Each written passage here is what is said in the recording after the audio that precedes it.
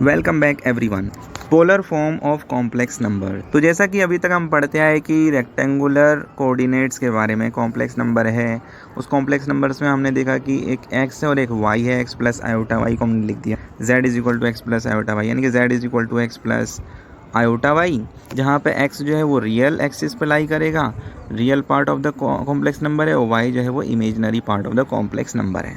इसको हमने भाई इस वाली लाइन को बोला ये रियल एक्सिस है, रियल पार्ट आएगा इसके अंदर, और ये इमेजनरी एक्सिस है, यहाँ पर इमेजनरी पार्ट आएंगे। और रेक्टेंगुलर कोऑर्डिनेट से हमने कहा कि कोई पॉइंट है पी एक्स कोमा वाई, तो इसका मतलब होता है कि वाई डिस्टेंस यानी कि इमेजनरी हिस्सा जो है उसकी इतनी डिस्टेंस, मान लो कि ये वाई है, ठीक है, और इसके बाद जो ही ये है वो इस पॉइंट से लेकर एक्स वाई कोऑर्डिनेट तक की डिस्टेंस, जो मतलब जिसे हम एक्स बोलेंगे, तो ये हो गया एक्स, जिसे हम रियल पार्ट बोलते हैं। तो एक्स प्लस आयोटा वाई को हम ऐसे देख लेते हैं कि रियल पार्ट में क्या है एक्स और इमेजिनरी पार्ट में क्या है वाई, उसको फिर कोऑर्डिनेट सिस्टम में हम दर्शा देते, जिसे आर्गेंट प्लेन कहते हैं। तो ये तो बात रही रेक्टेंगुलर कोऑर्डिनेट सिस्टम की, कि रेक्टेंगुलर कोऑर्डिनेट में होता था कि z is equal to x plus iota y, जहाँ पे x और y रेक्टेंगुलर कोऑर्डिनेट में आसानी से दर्शाए जा सकते हैं बाय पॉइंट P, और जिसका पहला कोऑर्डिनेट होगा रियल पार्ट और y होगा इमेजिनरी पार्ट वाला हिस्सा P ऑफ एक्स वाई, जिसे यहाँ पर दिखा रखा है। तो दोनों के बीच की जो डिस्टेंस है ये चली और ये चली, हम देखते थे। लेकिन पोलर कोऑर्डिनेट में क्या है, बिल्कुल वैसे ही है। रियल एनालिसिस में भी हमने पढ़ा है, एनालिटिकल ज्योमेट्री में भी हमने पढ़ा है, यानी मैथमेटिक्स में ही हमने पढ़ा है कि एक होता है रेक्टेंगुलर कोऑर्डिनेट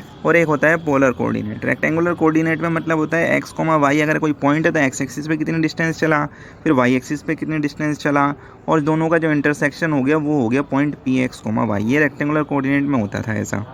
अब पोलर कोऑर्डिनेट में क्या होता है कि अब हम मान के चलते हैं कि एक एंगल है थीटा और एक आर है रेडियस, जिसे हम डिस्टेंस भी बोलते हैं फ्रॉम द ओरिजिन। तो जहाँ पर आर यानी कि वो एक पॉइंट है पी, और उसको हम जीरो डायरेक्ट हम देखेंगे ओरिजिन से कितनी डिस्टेंस है, उसका नाम दिया आर, और वो एक्स एक्सिस के साथ कितना एंगल बनाता है उसे बोल दिया थीटा। तो जहाँ पर अब ये P of x comma y को हम P of r comma theta भी लिख सकते हैं, और ये पोलर कोऑर्डिनेट का हिस्सा होगा। ये पॉइंट पोलर कोऑर्डिनेट में दर्शाया जा सकता है, जहाँ पे आर का मतलब है distance from the origin to the point, and और थीटा का मतलब क्या है, थीटा का मतलब ये है angle with the x axis. आप देखते हैं जो लिखा हुआ है, वी नो फ्रॉम कैलकुलस, जैसा कि हम कैलकुलस से जानते हैं, दैट अ पॉइंट पी, कोई एक पॉइंट पी है इन द प्लेन में, और रेक्टेंगुलर कोऑर्डिनेट्स के आर एक्स कोमा वाई की फॉर्म में लिखा जा सकता है। एक्स कोमा वाई का मतलब एक्स एक्सिस पे चली गई डिस्टेंस, वाई एक्सिस पे चली गई डिस्टेंस, दोनों को ड्रॉ किया, जहाँ इंटरसेक्ट हुआ वो पॉइंट आ गया P of x comma y. ये रेक्टेंगुलर कोऑर्डिनेट सिस्टम में हमने पढ़ा था। And this is also represented in another terms, can also be represented in terms of polar coordinates. Polar coordinates के टर्म्स में भी हम रिप्रेजेंट कर सकते हैं P of x comma y को, और जिसे कहते हैं पोलर कोऑर्डिनेट, जहाँ पे हम डिस्टेंस देखेंगे फ्रॉम द ओरिजिन और एंगल देखेंगे एक्स एक्सिस के साथ। And point P can also be presented in terms of polar coordinates a way different from the rectangular coordinate, यानी कि जो तरीका होगा वो थोड़ा डिफरेंट होगा रेक्टेंगुलर कोऑर्डिनेट्स के, लेकिन बात वही चलेगी, हम उसी पॉइंट को हम दर्शा रहे होंगे, उसी पॉइंट को रिप्रेजेंट करेंगे। समटाइम्स, कभी कभी, it is easier, nicer and more relevant to represent points और कर्व्स, यानी कि कई जगहों पर ये आसान तरीका होता है, ईजियर होता है, अच्छा तरीका, नाइसर तरीका होता है, बहुत रेलिवेंट होता है। हम पोलर कोऑर्डिनेट के अंदर, पोलर कोऑर्डिनेट सिस्टम में हम किसी भी पॉइंट को दर्शाएं, मोर इन्फॉर्मेशन मिलती है, ईजियर होता है, नाइसर वे होता है, इसलिए हम पोलर कोऑर्डिनेट सिस्टम के बारे में पढ़ते हैं। इन टर्म्स ऑफ एंगल्स, एंगल्स के हम मान लो कोई हमारे पास इन्फॉर्मेशन है कि कोई एक पॉइंट है जिसकी जो ओरिजिन से डिस्टेंस है वो कुछ पर्टिकुलर डिस्टेंस है आर, और उसका जो एंगल है एक्स एक्सिस के साथ थीटा, तो आर और थीटा में गिवन दे रखा है, तो उस केस में हम उस पॉइंट को आर कोमा थीटा की फॉर्म में लिख सकते हैं, उस पॉइंट को पोलर कोऑर्डिनेट में दर्शा सकते हैं। और कोई इन्फॉर्मेशन नहीं है तो हम कैसे पता करेंगे एक्स एक्सिस पे कितनी डिस्टेंस चला, वाई एक्सिस पे कितनी डिस्टेंस चला, तो ये उस वक्त तो पता नहीं कर सकते जब हमारे पास आर और थीटा दे रखा है तो। लेकिन फिर उसके बाद साइंटिस्ट आए, उन्होंने और खोज करी और पता करा कि हम रेक्टेंगुलर कोऑर्डिनेट सिस्टम के अंदर कोई पॉइंट है, उस पॉइंट को पोलर कोऑर्डिनेट सिस्टम में कैसे कन्वर्ट करें, यानी कि वही पॉइंट पोलर कोऑर्डिनेट सिस्टम में उसके कोऑर्डिनेट्स क्या होंगे, और वही एक पॉइंट है पोलर कोऑर्डिनेट सिस्टम में और रेक्टेंगुलर कोऑर्डिनेट में उसके क्या कोऑर्डिनेट्स होंगे। तो कोऑर्डिनेट्स जो है वो तो चेंज हो जाएंगे, लेकिन जो जगह है जहाँ पॉइंट आना चाहिए वो पॉइंट वहीं पर ही आएगा। तो मैथमेटिशियंस ने क्या करा कि उसमें कन्वर्जन भी देख लिया कि पोलर कोऑर्डिनेट में कोई एक पॉइंट है, उसको रेक्टेंगुलर कोऑर्डिनेट में उसके कोऑर्डिनेट्स क्या होंगे, और कोई एक रेक्टेंगुलर कोऑर्डिनेट में कोई पॉइंट है तो उसको पोलर कोऑर्डिनेट में कैसे लिखेंगे। तो पोलर कोऑर्डिनेट के बारे में और कुछ जान लेते हैं लिखित रूप पर। The polar coordinate system consists of A point O, तो पोलर कोऑर्डिनेट सिस्टम बनता है एक पॉइंट O से, जिस पॉइंट को कहते हैं पोल। तो ये आपको पॉइंट दिखाई दे रहा है O, इस पॉइंट को हम बोलेंगे पोल या ओरिजिन। और क्या होता है, और होता है एक horizontal half line emanating from pole, जो पोल से हो करके गुजर रही है, वो हाफ लाइन किसी पोलर कोऑर्डिनेट को बनाने के लिए ज़रूरी है। और उस हाफ लाइन को हम कहते हैं पोलर एक्सिस।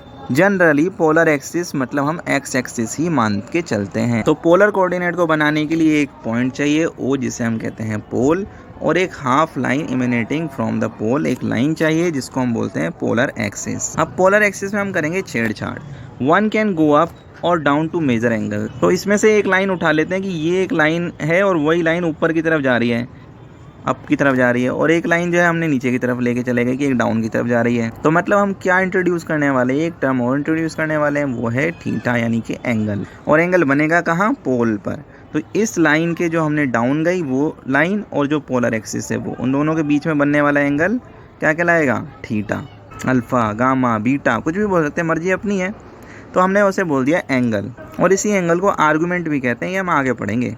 लेकिन हम देखते हैं कि एंगल कब पॉजिटिव होगा, कब नेगेटिव होगा। अब ये जो आपको दिखाई दे रहा है ऊपर की तरफ जाएगा तो वो भी फिर एंगल ही बनाएगा। तो ऊपर जा रहा है तब भी एंगल बना रहा है, नीचे जा रहा है तब भी एंगल बना रहा है। बट दोनों एंगल्स में डिफरेंस क्या है, ऊपर जो एंगल बना रहा है वो होता है पॉजिटिव एंगल, जो नीचे जाती है लाइन तो जब एंगल बनता है तो वो होता है वो नेगेटिव एंगल। तो वही बात लिखित रूप में है, if small r is directed distance, अगर स्मॉल r है कि एक स्मॉल r है और एक डायरेक्टेड डिस्टेंस है फ्रॉम द पोल से to the point P, and theta is an angle of the inclination, और थीटा क्या है, एंगल ऑफ द इंक्लिनेशन है।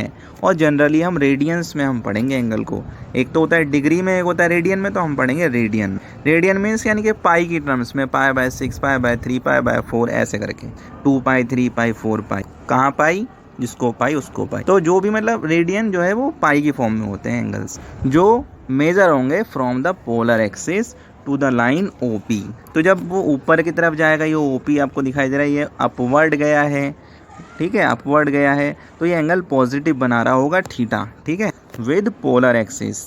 तो इसी चीज़ को हमने क्लॉकवाइज एंटी क्लॉकवाइज कहा है कि जब OP line anti clockwise rotate करेगी तो पॉजिटिव एंगल बनेगा, जहाँ पर OP लाइन जो है वो एक फिक्स्ड सेगमेंट है लाइन का, और OP पर जो P आपको दिखाई दे रहा है वो P क्या है, एक पॉइंट है जो डिस्क्राइब किया जा रहा है r, थीटा के थ्रू, जहाँ पे OP जो लाइन का सेगमेंट है वो उस लाइन के सेगमेंट की डिस्टेंस को r शो कर रहा है, ठीक है, जिसे हमने ऐसे लिख दिया P ऑफ R। और उसके बाद जो थीटा है वो एंगल है जो पोलर एक्सिस के साथ OP लाइन ने बना दिया, तो वो एंगल जो है वो उसे हम ऐसे r, थीटा की फॉर्म में रिप्रेजेंट कर सकते हैं। यानी कोई भी अगर पॉइंट है P और उसका कोऑर्डिनेट r, थीटा, तो r का मतलब हुआ distance from the pole to the point P, and the theta is an angle between the line OP and the polar axis, जो कि ordered pairs की फॉर्म में लिखा जा सकता है r, थीटा, जिसे हम पोलर कोऑर्डिनेट्स ऑफ P भी कह सकते हैं। तो अब बात कर लेते हैं where theta is taken positive in counter clockwise direction, यानी थीटा पॉजिटिव होगा जब जो OP है वो मूव करे काउंटर क्लॉकवाइज डायरेक्शन, यानी कि मान लो ये सुई है, सुई का ये वो है, मतलब क्या कहते हैं उसे, ओरिजिन, और वो सुई इस तरफ को जाए, ऐसी डायरेक्शन में जाए, टिक टिक करती हुए इस तरफ को जा रही है वो, तो वो हो गई काउंटर क्लॉकवाइज, जिसे हम एंटी क्लॉकवाइज भी बोलते हैं। तो जब OP ऐसी डायरेक्शन में मूव करेगा तो वो पॉजिटिव एंगल बनाएगा, थीटा पॉजिटिव होगा। लेकिन यहीं पर अगर OP नीचे की तरफ जाना शुरू कर दे, यानी कि क्लॉकवाइज डायरेक्शन में, ऐसी तो चलती है क्लॉकवाइज, टुक टुक टुक टुक करती हुई, तो वो होगा हमारी थीटा इस जगह पर नेगेटिव हो जाएगा, and theta will be negative if क्या कहते हैं इसे, ये OP जो है मूव करें anti clockwise direction, and R can be positive और नेगेटिव, R पॉजिटिव भी हो सकता है या नेगेटिव भी हो सकता है। अब जैसा कि मैथमेटिशियंस ने सोचा क्यों ना अब रेक्टेंगुलर कोई P ऑफ R, थीटा है, पोलर कोऑर्डिनेट में एक नंबर है, वो पॉइंट है, उसको क्यों ना हम देखें कि रेक्टेंगुलर कोऑर्डिनेट में उसे क्या कहा जाए, उसके कोऑर्डिनेट क्या होंगे। तो यहाँ लिखा है where theta is taken positive in counter clockwise direction and negative in anti clockwise direction, R can be positive negative. Now we want to switch between rectangular coordinates and polar coordinates, और vice versa, यानी कि हम rectangular coordinate से polar coordinate, polar coordinate से rectangular coordinate, दोनों में बदल बदल के देख सकते हैं किसी भी पॉइंट को कि उस पॉइंट के कोऑर्डिनेट्स कैसे कैसे बदलेंगे। Suppose A polar coordinate system is superimposed on the complex plane with the polar axis coinciding with the positive x-axis and the pole O with the origin. अब यहाँ पे क्या कहा गया है, अब जैसा कि पोलर कोऑर्डिनेट की बात की जाए तो वहाँ पर भी एक्स एक्सिस यही होगा, वाई एक्सिस यही होगा। रेक्टेंगुलर कोऑर्डिनेट की बात की जाए तो उस जगह पर भी एक्स एक्सिस यही होगा, वाई एक्सिस यही होगा। तो इस तरीके से सुप्रीम इम्पोज कर रहे हैं कि एक दूसरे के ऊपर ओवरलैप है। जहाँ पर ये ओरिजिन आएगा हमने माना वहीं पर पोल आएगा, यानी कि ओरिजिन और पोल का दोनों का पॉइंट जो है वो सेम है। ये कहने का मतलब इस लाइन कि polar coordinate superimpose on the complex plane. तो जो पोलर एक्सिस है वो कोइंसाइड करेगा पॉजिटिव एक्स एक्सिस के साथ। जो पोलर एक्सिस है, पोलर एक्सिस इस तरफ जाता है तो वो पोलर एक्सिस एक्स एक्सिस के साथ कोइंसाइड करेगा। ओरिजिन जो है वो पोल के साथ कोइंसाइड करेगा and the pole O with origin के साथ कोइंसाइड। तो ये चीज़ समझ में आ गई, इस चीज़ को लेके चल रहे हैं सबसे पहले हम। Then we come up with some relationship between angle of the polar system and sides of rectangular system of follow। तो हम सबसे पहले जान लेते हैं relationship angle of the polar system और side of the rectangular system में क्या क्या रिलेशनशिप है। उसके बाद हम कन्वर्जन और जो ट्रांसमिशन है फ्रॉम पोलर टू रेक्टेंगुलर ये सीखेंगे। तो आप इस डायग्राम पे ध्यान दीजिए, अगर मैं कहूँ यही रेक्टेंगुलर सिस्टम है और यही पोलर कोऑर्डिनेट सिस्टम है, यानी एक के ऊपर एक रख दिया है मैंने। It means polar coordinate system superimpose on the rectangular coordinate system. In that way pole lies on the origin and polar axis lies on the x axis. कुछ इस तरीके से हमने इसे सुप्रीम पोस्ट किया है। वैसे सुप्रीम को पोस्ट तो हम किसी और तरीके से भी कर सकते थे कि पोलर एक्सिस अब की बार यहाँ होता या यहाँ होता या यहाँ होता। हमने कुछ इस तरीके से इसे सुप्रीम पोस्ट किया कि जो ओरिजिन है वो पोल पर ही लाई करेगा और जो पोलर एक्सिस है वो एक्स एक्सिस पर लाई करेगा। ऐसा हमने क्यों किया? ऐसा हमने इसलिए किया कि हम यहाँ पर आ पाएँ। देन वी कम अप, हम यहाँ पर आ पाएँ कैसी जगह पर कि हम रिलेशनशिप निकाल पाएँ between the angle of the polar system and the sides of A rectangular system. कि पोलर सिस्टम में जो आपको एंगल दिखाई दे रहा है थीटा, उसका रिलेशन निकाल सकूं मैं with the side of the rectangular system के साथ। सुप्रीम पोस्ट करने से ये बड़ी आसानी से हो जाएगा, इसलिए सुप्रीम पोस्ट की कंडीशन लेके आए हम। सुप्रीम पोस्ट में जो है वो पोल ओरिजिन पे लाई कर रहा है और जो पोलर एक्सिस है वो एक्स एक्सिस ही है। सुप्रीम पोज मीन्स जैसे कि एक का सिक्का आपने देखा है उसको सुप्रीम पोज करो दूसरे एक के सिक्के के ऊपर, यानी कि एक सिक्का रखो आप उसके ऊपर एक और सिक्का रख दो। सुप्रीम पोज का कहने का मतलब कुछ यही है। यहाँ पर अब एक पॉइंट दिखाई दे रहा है P, जिसका कोऑर्डिनेट है r, थीटा। पोलर एक्सिस के अंदर, पोलर कोऑर्डिनेट सिस्टम के अंदर r, थीटा है कोऑर्डिनेट्स और x, y जो है वो रेक्टेंगुलर कोऑर्डिनेट के हिसाब से है। तो सबसे पहले सोचते हैं रेक्टेंगुलर कोऑर्डिनेट के according. x, y it means P point is a x, y। It means ये जो डिस्टेंस है उस पॉइंट ने जो चली वो y डिस्टेंस है, और वी कैन से ये भी डिस्टेंस क्या हुई, y डिस्टेंस। इसी तरीके से ये जो डिस्टेंस चली गई है और वो क्या है, x डिस्टेंस है, तो ये क्या हो गई x। If I want to make a triangle, triangle means मान लो एक पॉइंट लिया A यहाँ पर और एक ट्राइंगल बना लिया OAP, तो ये OAP ट्राइंगल मदद करेगा हमारी पोलर कोऑर्डिनेट सिस्टम और रेक्टेंगुलर कोऑर्डिनेट सिस्टम के अंदर रिलेशन निकालने के लिए, क्योंकि कन्वर्जन तभी पॉसिबल है जब कुछ रिलेशंस हों। तो इस हिसाब से हमारे पास OA जो है वो आ गई x डिस्टेंस और जो AP है वो आ गई y डिस्टेंस या साइड ऑफ ए ट्राइंगल। हमें x और y कोऑर्डिनेट मिल गए यहाँ पर, जहाँ पे x का मतलब है OA और y का मतलब है AP, और ये साइड्स हैं ट्राइंगल। इसी तरीके से हम पोलर कोऑर्डिनेट सिस्टम के बारे में देखेंगे कि r, थीटा। r का मतलब होता है direct distance from the origin, या डिस्प्लेसमेंट फिजिक्स में आपने पढ़ा भी हो कि जो ओरिजिन है वहाँ से डायरेक्ट डिस्टेंस कितनी है, तो वो है r। तो अगर मैं r की बात करूँ तो it means OP is equal to r। तो ये तो आ गए under the rectangular coordinate system. और अगली बात होती है थीटा। तो जो थीटा आपको दिखाई दे ही रहा होगा, तो थीटा कुछ भी हो सकता है, और ये बात हो गई पोलर कोऑर्डिनेट सिस्टम की। हम रिलेशन निकालने वाले हैं x, y, r और थीटा के बीच में बाय यूजिंग ट्रिग्नोमेट्री, जो हमने पढ़ी थी 10th क्लास में, और फिर उसके बाद धीरे धीरे करके 11th में भी पढ़ी थी। मोस्टली यहाँ पे 10th क्लास की ट्रिग्नोमेट्री यूज होगी, तो डरने वाली कोई बड़ी बात नहीं है। तो आप इस ट्राइंगल को देखकर बता सकते हैं कि मान लो ये अगर थीटा है तो परपेंडिकुलर कौन होगा, परपेंडिकुलर होगा थीटा के सामने वाली side. It means y is a perpendicular. अब ट्राइंगल के अंदर आपको राइट एंगल भी दिखाई दे रहा होगा। राइट एंगल कौन सा है यहाँ पर, OAP is a right angle. तो उसके सामने वाली साइड जो होती है वो क्या होती है, हाइपोटेनस, जो इस केस में R है। और नेक्स्ट ट्राइंगल की तीसरी साइड होती है बेस। तो यहाँ पर जो बेस है वो क्या है, वो है x। और साइन कोस टेन को तो हम जानते ही हैं। अगर मैं साइन के लिए सोचूं तो साइन थीटा बराबर क्या होगा?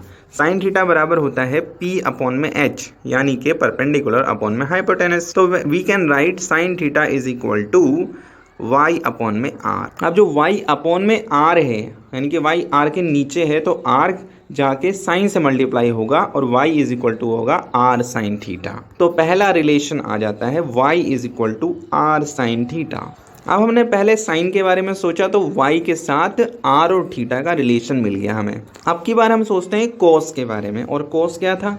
कोस होता था हमारा बेस अपॉन में हाइपोटेनस। तो यहाँ पर ये रहा बेस और हाइपोटेनस r, तो x अपॉन में r।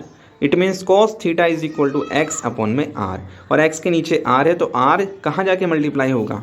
cos थीटा के साथ, तो x इज इक्वल टू आ जाएगा r cos थीटा। तो ये हो गया दूसरा रिलेशन। तो हम रिलेशनशिप ही तो निकाल रहे हैं बिटवीन रेक्टेंगुलर कोऑर्डिनेट और side of the rectangular coordinate और पोलर कोऑर्डिनेट सिस्टम के बीच में। तो वो रिलेशंस यही कि x is equal to r cos theta and y is equal to r sine theta, y is equal to r sine theta. Okay, तो ये रिलेशंस हो। तो अगली लाइन में यही चीज़ लिखी हुई है कि cos theta is equal to x upon में r and sine theta is equal to y upon में r। cos थीटा अपॉन में x cos theta is equal to x upon में r and sine theta is equal to y upon में r। तो x is equal to आ जाएगा r cos theta और y is equal to आ जाएगा r sine theta. अब इसी बीच हम निकालें tan थीटा। तो tan थीटा बराबर क्या होगा? तो tan थीटा जैसा कि होता है साइन थीटा अपॉन में cos थीटा। साइन थीटा है y अपॉन में r, cos थीटा है x अपॉन में r। तो r से r कैंसिल और बचा क्या? y अपॉन में x। तो tan theta is equal to आ गया y अपॉन में x and theta we can write tan inverse of y upon में x। और इस थीटा को हम आर्गुमेंट भी बोलते हैं। अगर ये आर्गुमेंट माइनस पाई से पाई के बीच में हुआ तो वो ये आर्गुमेंट प्रिंसिपल आर्गुमेंट कहलाएगा। जो प्रिंसिपल आर्गुमेंट जो होता है वो यूनिक होता है। और अगर रोटेशन लेकर अगर सेकंड थर्ड फोर्थ ऐसे क्वाड्रेंट वाइज निकाला जाए तो हम मल्टीपल आर्गुमेंट्स निकाल सकते हैं थीटा की वैल्यू, क्योंकि ये पीरियोडिक होता है। ये tan थीटा है वो पीरियोडिक है, इसलिए यहाँ पे एंगल्स पीरियोडिक होंगे और नंबर ऑफ एंगल्स निकाले जा सकते हैं, तो नंबर ऑफ आर्गुमेंट्स निकाले जा सकते हैं। तो बाकी सारे नॉर्मल आर्गुमेंट्स कहलाएंगे, जनरल आर्गुमेंट्स कहलाएंगे, लेकिन वो आर्गुमेंट जो पाई और माइनस पाई के बीच में लाई करेगा उसे हम प्रिंसिपल आर्गुमेंट कहेंगे। तो यहाँ पे tan theta is equal to गया y अपॉन में x and r square is equal to x square plus y square. ये कहाँ से आया? ये आया बाय यूजिंग पाइथागोरस थ्योरम, जो हमने 5वीं 6ठी क्लास में पढ़ी थी। तो जैसा कि पाइथागोरस थ्योरम की बात की जाए तो ये है x और ये है y। तो यहाँ पर क्या लिख सकते हैं हम, बताइए? r स्क्वायर अपॉन में x square, r square is equal to x square plus y square है। तो इस तरीके से आया ये। अब एक और तरीके से भी ये रिजल्ट आ सकता है कि हम r बोलते हैं कि जो डिस्टेंस है ओरिजिन से पॉइंट x, y के बीच में। तो we can find the distance formula by using distance formula. We can write r square is equal to x square plus y square. क्यों? r बराबर होता है x1 minus x2, x1 minus x2 जहाँ पे x1 है और 0 जो है ओरिजिन का वो है, तो x माइनस 0 का होल स्क्वायर। इसी तरीके से y माइनस 0 का होल स्क्वायर, तो x square plus y square under root में आ जाएगा, अंडर रूट इधर जाके r स्क्वायर में लग जाएगा, तो r square is equal to x square plus y square. ये डिस्टेंस फॉर्मूला के हिसाब से भी हम निकाल सकते हैं। तो इसमें कोई दिक्कत वाली बात नहीं है ऐसा कुछ भी। तो अभी तक हमने जो जाना वो है cos theta is equal to x upon में r लिख सकते हैं, sin theta is equal to y upon में r लिख सकते हैं, tan theta is equal to y upon में x, r square is equal to x square plus y square, which gives x is equal to, इसी के हिसाब से हम निकाल सकते हैं x is equal to r cos theta, y is equal to r sin theta and which gives z is equal to x plus iota y। ये gives वाली बात नहीं, ये तो हम जानते थे कि जो z है कॉम्प्लेक्स नंबर है, जहाँ पे x जो है वो रियल पार्ट है और जो y है वो इमेजिनरी पार्ट है। तो z is equal to x plus iota y हम पहले से ही कंसीडर लेके चल रहे थे। तो z is equal to x plus iota y as हम लिख सकते हैं r cos theta plus iota r sin theta. तो विच गिव्स, z ने ये नहीं गिव दिया है, z को गिव किया है क्या चीज़, ये वाला हिस्सा r cos theta plus iota r sin theta. x की जगह पे लिख दो क्या, r cos थीटा, और y x की जगह पे लिख दो r cos थीटा और y की जगह पे लिख दो r sin थीटा। तो x की जगह पे r cos theta plus iota r sin theta. तो ये चीज़ लिखी है यहाँ पे। जो रेक्टेंगुलर कोऑर्डिनेट सिस्टम है और पोलर कोऑर्डिनेट सिस्टम है, दोनों के रिलेशन से हमने दो रिलेशंस निकाले, एक ये और एक ये। तो z is equal to x plus iota y लिखा जा सकता है। तो in the relation, in the form of a relation we can write z is equal to x plus iota y in the form of r cos theta plus iota r sin theta. तो अब complex number जो है ना z, वो x plus iota y ये तो rectangular coordinate के हिसाब से है, और ये जो है वो पोलर कोऑर्डिनेट के हिसाब से है, r cos theta plus iota r sin theta, जहाँ पे r और थीटा कोऑर्डिनेट्स हैं। फ्रॉम दैट हम यहाँ से r कॉमन ले सकते हैं, तो r कॉमन लिया तो अंदर लिख सकते हैं cos theta plus iota sin theta, which is called as a polar form, जिसे हम पोलर फॉर्म कहेंगे, या polar representation of the complex number z, कि z को जैसे रेक्टेंगुलर कोऑर्डिनेट में x प्लस आयोटा y की फॉर्म में लिख सकते थे, तो जो कॉम्प्लेक्स नंबर z है ना उसे पोलर कोऑर्डिनेट सिस्टम के हिसाब से z को क्या लिखें, z को लिख सकते हैं r इंटू में cos theta plus iota sin theta, या r cos theta plus iota r sin theta. तो ये कॉम्प्लेक्स नंबर को हम पोलर रिप्रेजेंटेशन ये दे सकते हैं, and we can take r to be modulus of z, और हम कह सकते हैं कि r जो है मॉडुलस ऑफ z है, क्योंकि मॉडुलस ऑफ z क्या होता है, x प्लस आयोटा y का मॉडुलस लिया जाएगा, तो इसका मतलब होता है under root of x square plus y square, क्योंकि यही मॉडुलस होता है। तो modulus of r is equal to under root of x square plus y square, which is a distance from the origin to the point P x comma Y.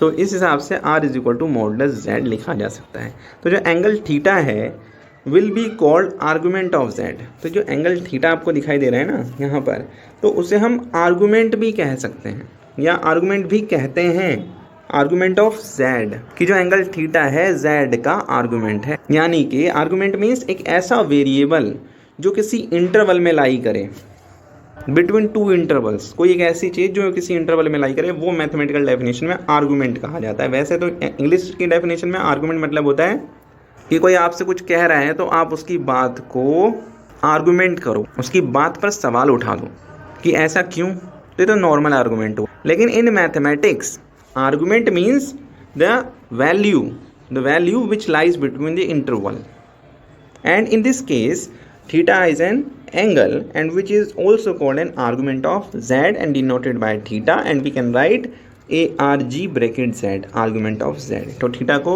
हम argument of z ऐसे लिखेंगे। And when we use the trigonometric identities sine theta और cos theta, हम sine theta और cos theta trigonometric identities use करें, तो sine theta जो है वो क्या है, और कॉस थीटा दोनों 2π पीरियोडिक हैं। 2π पीरियोडिक माने क्या होता है, पीरियोडिक मीन्स होता है कि कोई एक ऐसी वैल्यू जो किसी एक हर एक पीरियड के बाद दोबारा से वही रिपीट होती चली जाए। तो साइन थीटा जो है वो 0 और 1 के बीच में लाई करती है, और 2π है, यानी कि 0 से लेकर जब हम 2π पे जाएंगे तो वो वैल्यू डिफरेंट देती चली जाएगी, और 2π के बाद जब हम 2π प्लस 90 डिग्री या 2π प्लस 1 डिग्री करते हैं, या 2π प्लस पाई करेंगे, तो वो रिपीट करेगी वैल्यू, दोबारा से पीरियोडिक चलेगी वो, दोबारा से जैसे कि 0 से उठी और फिर 2π पर पहुंची, ठीक है। तो अब जो वैल्यूज़ दी अब दोबारा से अब हम ऐड करेंगे 4π तक, दोबारा से वही वैल्यूज़ मिलेंगी हमें, और वैल्यूज़ जो होंगी वो 0 और 1 के बीच में ही लाई करेगी साइन थीटा और कॉस थीटा की।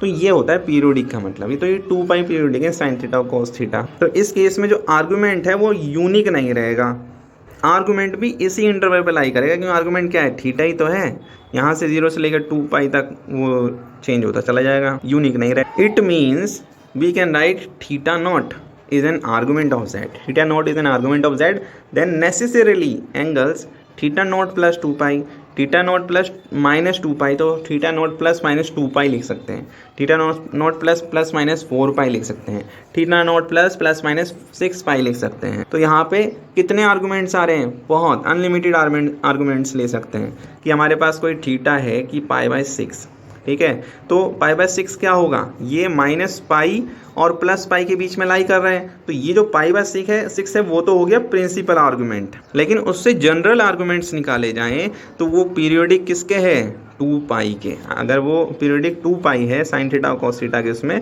तो हम थीटा नॉट प्लस माइनस 2π, तो यहाँ पे 2 आर्गूमेंट निकल गए, फिर थीटा नॉट प्लस माइनस 4π, तो यहाँ पे 2 आर्गूमेंट और निकल गए। ऐसे निम्नलिखित बहुत सारे आर्गूमेंट्स निकाल सकते हैं। तो इस केस में ये सारे जितने भी होंगे वो आर्गूमेंट्स होंगे z के, क्योंकि यहाँ पर with respect to sine theta और कॉस थीटा लिया जा रहा है। तो आर्गूमेंट ऑफ z को हम सिंपली ऐसे भी लिख सकते हैं कि जो थीटा नॉट है, थीटा नॉट जो कि क्या है, एक प्रिंसिपल आर्गूमेंट है, उसकी वैल्यू -π से π के बीच में लाई करेगी, तो यहाँ पर प्लस माइनस कर दो 2nπ, ठीक है, थीटा नॉट प्लस 2nπ, तो ये लिखा जा सकता है argument of argument of Z. तो आर्गूमेंट ऑफ जेड हो गया थीटा नॉट, तो जो प्रिंसिपल आर्गूमेंट है उसमें प्लस माइनस 2n पाई, जहाँ पे n की वैल्यू लाई करती है कहाँ से 1 2 3 ऐसे करते करते इन्फिनिट तक। तो अभी तक जो भी हमने पढ़ा एक बार क्विक रिव्यू ले लेते हैं। यहाँ पर एक पॉइंट P है, ठीक है, उसका रेक्टेंगुलर कोऑर्डिनेट है x, y। तो अभी तक हम रेक्टेंगुलर कोऑर्डिनेट को जानते आए थे। फिर उसके बाद हम बात करते हैं पोलर कोऑर्डिनेट के बारे में कि अगर ये P ऑफ x, y, जहाँ पे x का मतलब होता है कि ये डिस्टेंस चली गई, y का मतलब होता है ये डिस्टेंस चली हुई। तो पोलर कोऑर्डिनेट सिस्टम में अगर मान लो कोई P r, थीटा लिखा जाएगा तो r का मतलब क्या होगा, r का मतलब होगा ये डायरेक्ट डिस्टेंस, और थीटा का मतलब होगा जो पोलर एक्सिस के साथ बनाए गए एंगल है। तो जहाँ पर एक पॉइंट जो आपको दिखाई दे रहा है वो पोल है, और ये जो लाइन दिखाई दे रही है एक लाइन सेगमेंट जो है वो पोलर एक्सिस है। अगर ये यहाँ से मैं कोई इमेजिनरी लाइन या अपने लेट सपोज लाइन करके ड्रॉ करूँ ये ऊपर की साइड, तो वो एंगल बनेगा पॉजिटिव एंगल, और अगर इस नीचे की तरफ तो नेगेटिव एंगल, यानी ऊपर की साइड थीटा पॉजिटिव, नीचे थीटा नेगेटिव। फिर उसके बाद हमने वो जो पॉइंट था यहाँ पर पोलर कोऑर्डिनेट के हिसाब से r, थीटा था, और रेक्टेंगुलर कोऑर्डिनेट के हिसाब से x, y, ठीक है। x, y यानी कि x, y और r और थीटा, इन चारों के बीच में हमने रिलेशन निकाला। x का मतलब होता है x is equal to r cos theta लिख सकते हैं, y is equal to r sine theta लिख सकते हैं by using some trigonometric identities and the Pythagoras theorem, distance formula and और many more things, okay. And then tan theta is equal to y upon में x and r is equal to x square plus y square, जहाँ पे z जो था वो x plus iota y जो है rectangular coordinate system के हिसाब से लिखा जा सकता था। अगर हम बात करें पोलर कोऑर्डिनेट के हिसाब से तो r cos theta plus iota r sine theta की फॉर्म में लिखा जा सकता है। By taking r common both sides, तो यहाँ पर बन जाता है r इंटू में cos theta plus iota sine theta. ये कुछ नहीं z ही है, एक कॉम्प्लेक्स नंबर ही है। रेक्टेंगुलर कोऑर्डिनेट सिस्टम से पोलर कोऑर्डिनेट सिस्टम में किसी भी पॉइंट को कन्वर्ट किया जा सकता है। फिर उसके बाद आई थी पीरियोडिक फंक्शन, हम बात करें कि उसके बाद आई थी आर्गुमेंट की बारी। आर्गुमेंट में हमने देखा था कि आर्गुमेंट जो होता है एक एंगल ही होता है, it means theta, we can say theta is an argument. And वो जो पीरियोडिक है तो साइन थीटा कॉस थीटा के हिसाब से ये साइन थीटा कॉस थीटा 2 पाई पीरियोडिक होते हैं। तो साइन थीटा कॉस थीटा जो है 2 पाई पीरियोडिक होने की वजह से जो आर्गुमेंट है, मान लो प्रिंसिपल आर्गुमेंट थीटा निकला। प्रिंसिपल आर्गुमेंट वो होता है जो लाई करता है पाई और माइनस पाई के बीच में। जो पाई और माइनस पाई के बीच में थीटा लाई करेगा उसे हम प्रिंसिपल आर्गुमेंट कहेंगे, और उस थीटा उस प्रिंसिपल आर्गुमेंट के अंदर हम 2n पाई का एडिशन या सब्ट्रैक्शन कर दें तो हमारे को मिल जाएंगे जनरल आर्गुमेंट्स। तो जनरल आर्गुमेंट्स बहुत सारे हो सकते हैं, तो we can generally write theta not यानी कि principal argument plus minus 2n pi. अब एक बहुत ब्यूटीफुल एग्जांपल ले लेते हैं कन्वर्जन का। यह आपको दिखाई दे रहा है 4 पाई अपॉन 6। बताओ ये कौन से उसका है, पोलर कोऑर्डिनेट का या रेक्टेंगुलर कोऑर्डिनेट का। तो जहाँ पे आपको जो पाई अपॉन 6 यानी कि रेडियन एंगल्स की बात हो रही है, तो जहाँ पे एंगल्स होते हैं वो तो भाई पोलर कोऑर्डिनेट होता है इस हिसाब से देखा जाए तो। और 4 इसके आगे लिखा हुआ है, तो 4 व्हाट इज 4 डिनोट्स 4, जैसा कि पोलर कोऑर्डिनेट में हम r, थीटा लिखते हैं, तो थीटा तो हो गया पाई अपॉन 6, तो 4 वाई नॉट 4 जो है वो r ही होगा। तो r की वैल्यू हो गई 4 और थीटा की वैल्यू हो गई पाई अपॉन 6। एंड क्वेश्चन में ये पूछा जाता है रेक्टेंगुलर कोऑर्डिनेट के हिसाब से 4 पाई अपॉन 6 को हम क्या बोलेंगे। तो पोलर कोऑर्डिनेट के हिसाब से अगर 4 पाई अपॉन 6 है तो पाई अपॉन 6 माने कि ये एंगल पाई अपॉन 6 है, और 4 जो है वो इस पॉइंट के बीच की डिस्टेंस है, और ये पॉइंट मान लो P पॉइंट है 4 पाई अपॉन 6, ठीक है। और रेक्टेंगुलर कोऑर्डिनेट के हिसाब से x, y होगा। तो we know the relationship between the sides of a triangle and the angle and radius. इस सब चीज़ों के बीच में रिलेशन हम पहले से जानते हैं, जहाँ पे x is equal to r cos theta, y is equal to r sine theta. r और r थीटा हमें गिवन दे रखा है, तो r थीटा यहाँ पुट करेंगे तो r की जगह पे 4 cos थीटा ये पाई अपॉन 6, तो सॉल्व किया 2√3 आ जाता है, x की वैल्यू 2√3 आ गई। इसी तरीके से y is equal to r sine theta है, तो r की वैल्यू जानते हैं हम 4 साइन और थीटा की वैल्यू पाई अपॉन 6, तो साइन पाई अपॉन 6 जो होता है 1/2 यानी कि sine 30 degree 1/2, 4/2 is 2, it means y की वैल्यू आ जाती है 2। तो हमें x और y दोनों की वैल्यू मिल गई, इट मीन्स रेक्टेंगुलर कोऑर्डिनेट में x, y is equal to 2√3, 2। तो ये हो गया कन्वर्जन कंप्लीट। ये कन्वर्जन था पोलर कोऑर्डिनेट से रेक्टेंगुलर कोऑर्डिनेट में। Vice versa is also possible कि पोलर रेक्टेंगुलर कोऑर्डिनेट के अंदर हमें दे रखा है कोई एक पॉइंट, और उसे हम बोलें कि पोलर कोऑर्डिनेट्स में इसके क्या कोऑर्डिनेट्स होंगे। अब हम एग्जांपल ले लेते हैं वाइस वर्सा वाला, यानी कि अब की बार हम लेंगे रेक्टेंगुलर कोऑर्डिनेट का पॉइंट और पूछेंगे पोलर कोऑर्डिनेट में बताओ क्या होगा वो। तो एक्सप्रेस √3 प्लस आयोटा, तो z बराबर होता है x प्लस आयोटा y। तो इस हिसाब से यहाँ पर x की वैल्यू आ गई √3 ऑन कंपेयर करने पर, और y की वैल्यू आ जाती है 1। तो जैसा लिखा भी एक्स की वैल्यू √3 एंड वाई की value 1, x plus iota y, क्योंकि z बराबर होता है एक्स प्लस आयोटा वाई। ये रेक्टेंगुलर कोऑर्डिनेट सिस्टम में पढ़ते आ रहे थे हम। रेडियस बराबर जानते हैं मॉडुलस z होता है, और रेडियस बराबर मॉडुलस z, और z का मॉडुलस निकालने के लिए √(x² + y²), x की जगह पर √3 और y की जगह पे 1, तो ये हो जाता है 3 + 1 = 4, इट मीन्स 2। तो r की वैल्यू हो गई 2।